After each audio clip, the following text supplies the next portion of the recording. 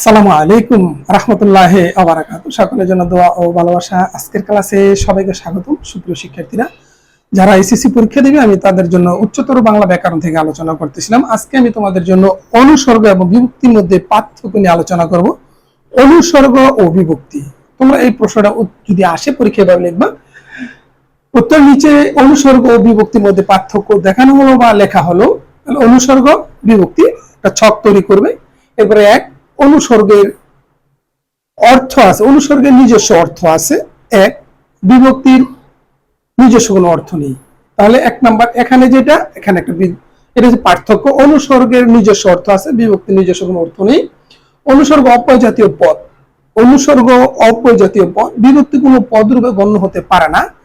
অনুসর্গ অব্যয় জাতীয় পদ আর বিভক্তি কোনো পদ রূপে গণ্য হতে পারে না, কোনো পদ রূপে গণ্য হতে পারে না।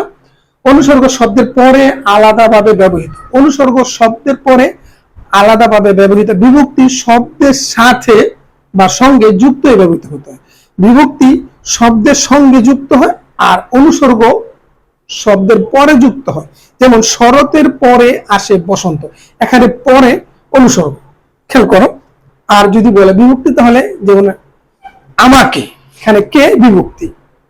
অনুসর্গ অব্যয় হওয়া সত্ত্বেও বিভক্তির মতো কাজ করে। অনুসর্গ অব্যয় হওয়ার পরেও বিভক্তির মতো কাজ করে। বিভক্তির ভিন্ন কোনো পরিচয় নেই, বিভক্তির ভিন্ন কোনো পরিচয় নেই। তাহলে অনুসর্গ অব্যয় হওয়া সত্ত্বেও বিভক্তি হিসেবে কাজ করে, আর বিভক্তি তার কোনো পরিচয় নেই। অনুসর্গের নির্দিষ্ট কোনো সংখ্যা নেই, অনুসর্গে একাধিক।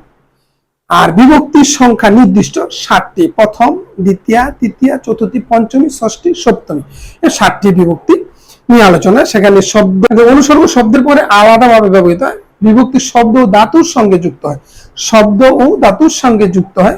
তোমাদের সুস্বাস্থ্য ও শিক্ষা জীবন অত্যন্ত সমৃদ্ধি কামনা করে আজকের মতো এখানে বিদায় নিচ্ছি। আসসালামু আলাইকুম ওয়া রাহমাতুল্লাহি ওয়া বারাকাতুহু।